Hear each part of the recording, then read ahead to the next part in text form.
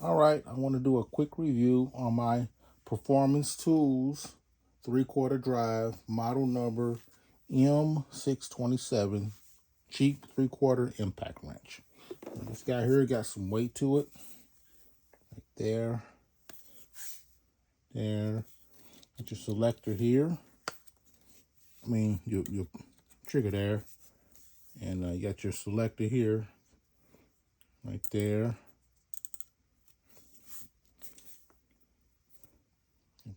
There. 1/2 inch, 3/8 body. Only way to go on the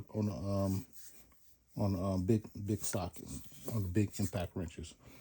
And also I want to show off this clutch, 54 millimeter